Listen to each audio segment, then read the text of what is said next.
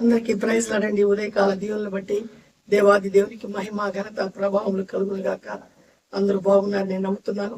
మన దేవుని పిల్లలము అనుదినము ఆయన యొక్క శక్తి చేత మనము నింపబడతాం కాబట్టి ఖచ్చితంగా మనం బాగుంటాము.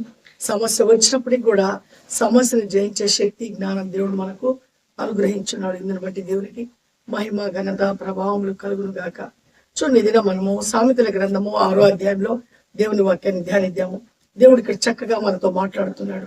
చాలా మంది అనేక అంటే ఏ పని చేయకుండానే రకరకాలైన ఆలోచనలతో చాలా అంటే అనవసరమైన ఆలోచనలతోనే సమయాన్ని గడుపుతూ ఉంటారు.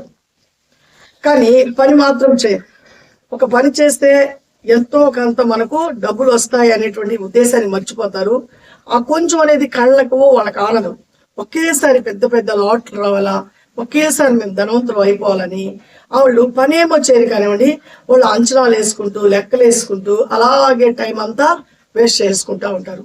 కాబట్టి దేవుని గ్రంథంలో ఇలా టైం వేస్ట్ చేసుకునేటువంటి వాళ్ళ పట్ల అంటే మన శక్తికి మించిన అటువంటి ఆలోచనలు కలిగిన వారి పట్ల దేవుని యొక్క ఉద్దేశాలు, దేవుని యొక్క మాట ఏం చెప్తుందో మనము విందాము, ఆలోచిద్దాము.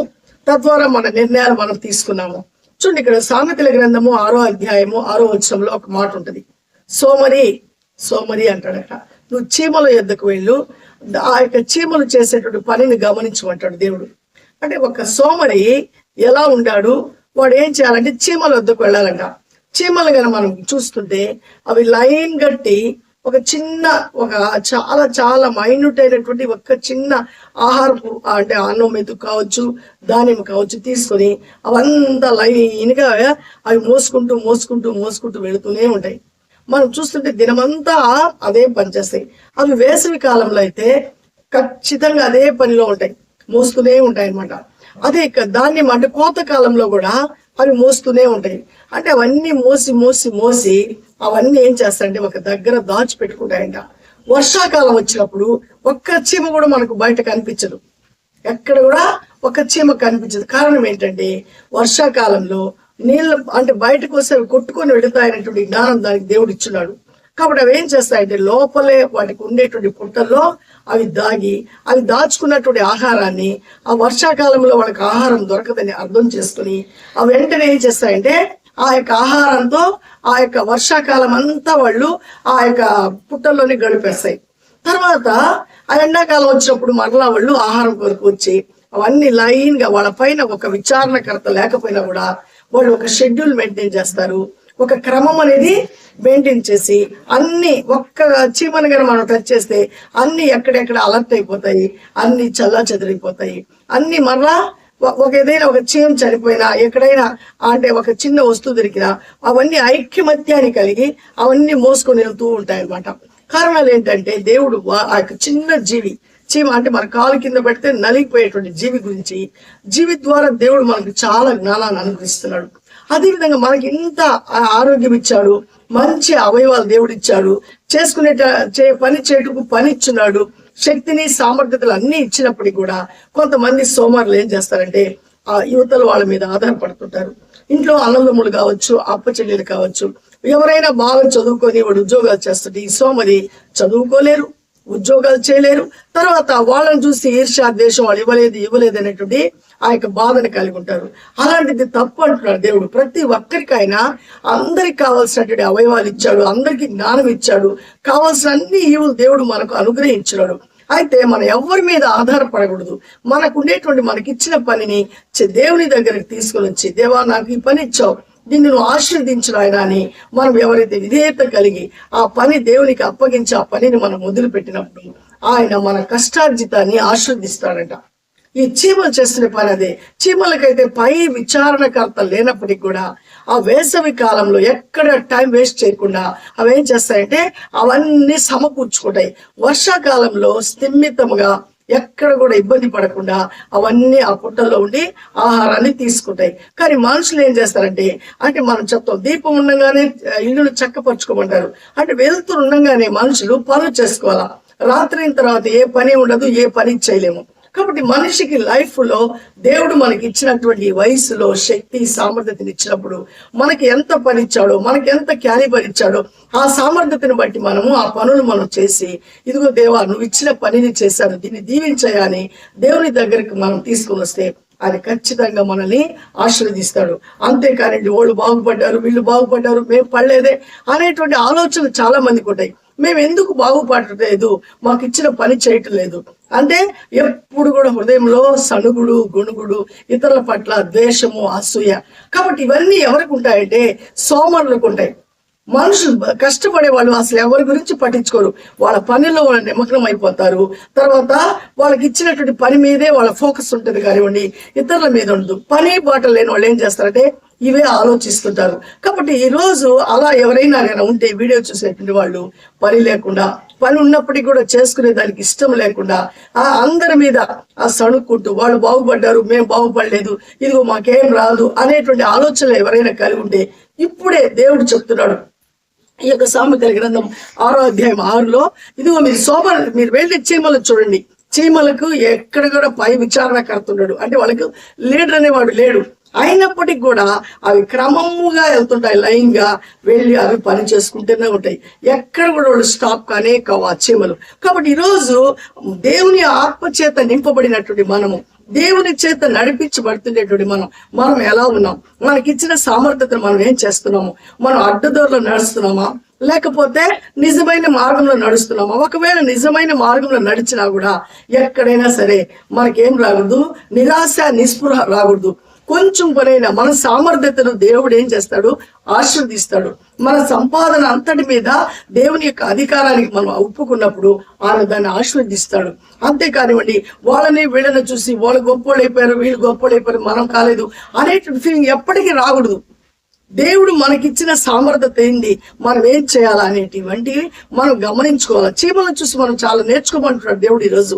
కాబట్టి చీమల దగ్గరికి వస్తే చాలా జ్ఞానం మనకు దొరుకుతుంది. కొంతమంది సోమరులు అయితే ఇంకా ఎండబడలేదులే, ఇంకా టైం కాలేదని అలాగే అలాగే అలాగే నిద్రపోతూనే ఉంటారు. టైం చూస్తే మిట్ట మధ్యాహ్నం అయిపోద్ది. అప్పుడు పనికి వెళ్తే ఎవరైనా పనిస్తారా? ఇవ్వరు. అదే విధంగా దేవుడు అంటున్నాడు, నువ్వు పని చేయాలనేటువంటి ఆసక్తి ఉంటే, నువ్వు గనా ఆ యొక్క చురుకైనటువంటి స్థితి కలుగుంటే వేకుజామునే లేయాలా, దేవుని దగ్గర నువ్వు ఈ రోజు చేయబోయేటువంటి పనిని నువ్వు దేవుని సన్నిధానానికి తీసుకొని రావాలా, నా పనిని ఆస్వాదించు, నాకు శక్తినివ్వమని అడగాల. తర్వాత నువ్వు పనులు చక్కగా సర్దుకొని వెంటనే పని టయానికి నువ్వు వెళితే నీకు పని దొరుకుతుంది. ఆ రోజుకు కావాల్సిన భత్యము నీకు, నీ భార్యకు, పిల్లలకు అవి సమృద్ధిగా దొరుకుతాయి. అలా లేకుండా నువ్వు నిద్ర లేయటమే 12 గంటలకు లేసేస్తే నీకు అన్నం ఎక్కడి నుంచి వస్తుంది, నీ భార్యకి ఎక్కడి నుంచి వస్తుంది, పిల్లలకి ఎక్కడి నుంచి వస్తుంది, వాళ్ళకి మంచి ఎడ్యుకేషన్ ఎక్కడి నుంచి వస్తుంది?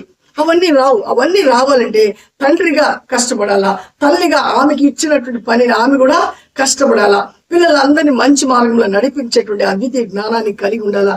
ఇవన్నీ ఎప్పుడు వస్తాయంటే దేవుని మీద ఆధారపడినప్పుడు, దేవునితో నడిచేటప్పుడు, దేవునితో అనుసంధానమైనప్పుడు ఈ జ్ఞానం వస్తుంది. అలా కాకుండా లోకం వైపు చూస్తుంటే ఇలాగే సోమరులాగా మిగిలిపోతారు.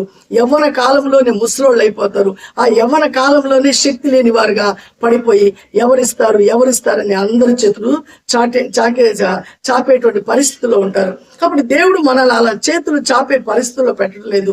దేవుడు మనల్ని ఇచ్చే పరిస్థితుల్లో పెట్టాడు. ఆ క్యాలిబర్ ని నువ్వు నేను గ్రహించాలా. దేవుడు మన అందరి హృదయంలో ఏం పెట్టాడు, గొప్ప శక్తిని ఇచ్చున్నాడు, ఆ ఆత్మశక్తిని ఇచ్చున్నాడు, ఆత్మ ధైర్యం ఇచ్చున్నాడు. ఆయన మనల్ని ఏ విధంగా నడవాలో ఆ యొక్క బోధ రోజు నడిపిస్తున్నాడు. అది మనం ఆలోచించి అవన్నీ ఆయన మీద మనం ఆధారపడినప్పుడు ఆ అద్వితీయ జ్ఞానం మనం అందరం పొందుకుంటాం. అంతేకానివ్వండి, మనం ఎవరిని మనం కంపేర్ చేసుకోకూడదు, మన దేవుడినే మనం కంపేర్ చేసుకోవాలా. మన దేవుడు ఈ లోకంలో ప్రభు అయిన యేసుక్రీస్తుని పంపించినప్పుడు ఆయన పెందల కాడే నిద్ర లేచేవాడు. ఆయన ఉదయాన్నే వెళ్ళి ఆ దేవుని సన్నిధానంలో ప్రార్థించేవాడు. ఆ ప్రార్థన ఆయన అనంతరము ఆ రోజంతా ప్రజలతో కలిసేవాడు, ప్రజల యొక్క బాధలు వినేవాడు, ప్రజలకు ఉండే ఇబ్బందులన్నీ తీర్చేవాడు, మరలా ప్రజలకు సువార్తలు చెప్పేవాడు, పరలోకం గురించి చెప్పేవాడు, జాగ్రత్తలు చెప్పేవాడు.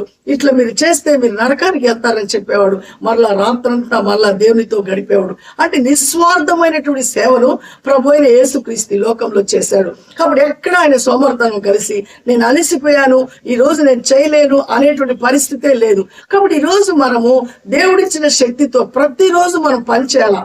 మనం చనిపోతే మనకేం పని ఉండదు. మనం బ్రతికినంత కాలమే పని చేయగలం. కాబట్టి బ్రతికినంత కాలం మనకు ఏ పని ఏది ఇవ్వబడిందో, ఏ శక్తి మనకు ఇవ్వబడిందో, ఏ ఎలిజిబిలిటీ మనలో ఉందో, మనలో ఏ ఏ విధమైనటువంటి ఆ అద్వితీయ జ్ఞానం దేవుడు మనలో ఉంచున్నాడు, అవన్నీ మనం గమనించుకొని వాటిని బట్టి మనము దేవుని సన్నిధానానికి తీసుకొని వచ్చి, అయ్యా ఆశీర్వదించు, నేను పని చేస్తాను, నాకు శక్తి నువ్వు, నాకు పని ఇప్పించు అని అడిగినప్పుడు దేవుడు ఖచ్చితంగా ఇప్పిస్తాడు. అంతేకానివ్వండి కూర్చొని అట్ట చేస్తాను, ఇట్ట చేస్తాను, అట్లా చేయాలా, ఇట్లా చేయండి, ప్లాన్ గానే ఉంటాయి. అవన్నీ గాలి మెడలుగానే తయారైపోతాయి. నిజమైన మెడ కట్టాలంటే కష్టపడాలా, దేవుని యందు నమ్మిక ఉంచాలా. కాబట్టి సోమరి ద్వారా మనం నేర్చుకునేటువంటి పాఠము, సోమరికి ఏమీ దొరకాలా అని ఆశ కలిగి ఉంటాడు, ఏమీ దొరకదు. కష్టపడి పని చేయడు మాత్రమే జీతములకు పాత్రుడని దేవుడు అంటున్నాడు. కాబట్టి ఈ రోజు చీమల ద్వారా గొప్ప జ్ఞానం దేవుడు మనకు అనుగ్రహించాడు. కాబట్టి చీమలకు ఉండేటువంటి ఆ జ్ఞానాన్ని పై విచారణకర్త లేకపోయినప్పటికీ కూడా వేసవి కాలంలో ధాన్యాన్ని సమకూర్చుకుంటున్నాయి. ప్రతిరోజు ఆ వర్షం రాకముందు అవన్నీ చేర్చుకుంటున్నాయి.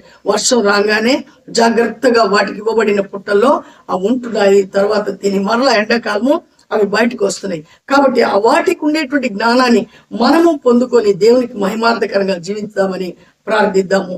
మన వెనుకల్లో దేవుడు మనకి ఇచ్చినటువంటి ఈ అమూల్యమైన మాటలు దేవుడు సమృద్ధిగా దీవించునుగాక. ఆమేన్. మహోన్నతుడా, జీవం కలిగిన దేవ, జీవాధిపతి, నీ స్తోత్రం నాయన. నీ మహాకృపలో అద్వితీయమైన ప్రేమలో మమ్మల్ని జ్ఞాపకం చేసుకోండి దేవా. సోమరులు నాయన ఈ రోజు మా ఉదయకాలం మా ఎదుట మీరు ఉంచినందుకు మీకు వందనాలు. సోమరులు అయితే సమయం అంతా పోనిచ్చుకుంటారు, ఏమీ లేని వారిగా ఉంటారు. సోమరితనం వల్ల నాయన పేదరికం వస్తుందని మీరు చెప్తున్నారు. సోమరితనం వల్ల దరిద్రం అయితే ప్రభా ఆయుధాలు ధరించుకున్న వాడు లాగా అవి వచ్చి ప్రభా, అలాగే నాయన ప్రభా మనుషులను ఆయన ఆయుధాలు కలిగిన వాడు ఏ విధంగా ఆ మనుషులను అటాక్ చేస్తాడో అలాంటి పరిస్థితి దరిద్రం అని మీరు చెప్తున్నారయ్యా. ఎవరైతే అలర్ట్ కలిగి కష్టపడి పనిచేసి కుటుంబం కొరకు ప్రభా వాళ్ళ జీవితాలు కొనసాగించుకున్నట్టు ఎవరైతే కష్టపడతారో వాళ్ళని మీరు దీవిస్తానంటున్నారు. కష్టపడి పనిచేవాడు జీతంకి పాత్రుడు అని అంటున్నారు. కాబట్టి ఇచ్చిన పనిని నాయన శక్తి వంచన లేకుండా పని చేసేటువంటి మనస్సును, నీ యందు భయభక్తులు కలిగిన ఆత్మను, ఆ కష్టార్జితాన్ని ఆస్వాదించమని నీ సన్నిధానాలకు వచ్చే మనసును ప్రతి ఒక్కరికి పుట్టించండి. వీడియో చూస్తున్న ప్రతి బిడ్డను, ప్రతి కుటుంబాన్ని జ్ఞాపకం చేసుకుని, ఏ కుటుంబంలో ఏ కొరత, ఏ బాధ, ఏ ఇబ్బంది ఉందో అవన్నీ యేసు నామములో ఇప్పుడే వాళ్ళకు తొలగిపోను గాక. కావాల్సిన కృప దేవుని యొక్క మహిమైసులో నుంచి ప్రతి బిడకు కలుగును గాక. దేవా, ప్రతి బిడని మీరు ఆశీర్వదించండి.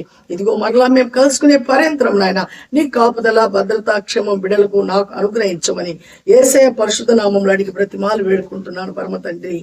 ఆమేన్. ఆమేన్. Praise the lord. అందరికీ ప్రైజ్ లాడండి. కాబట్టి సోమరితనాన్ని విడిచిపెడదాము. చీమల ద్వారా నేర్చుకున్నటువంటి ఈ యొక్క జ్ఞానాన్ని మనము కలిగి శక్తి వంచన లేకుండా ఇవ్వబడిన పనిని చేసి దేవుని దగ్గర తీసుకుని వద్దాము. దేవుడు ఆశీర్వదిస్తాడు. ఆయన ఆశీర్వదిస్తే అది ఎన్నటికి తరగదు. అలాంటి కృపకు మనం అందరం పాత్రలు అవుదాము. షేర్ చేయండి, లైక్ చేయండి. ఇంకా సబ్స్క్రైబ్ చేయకపోతే తప్పకుండా చేయండి.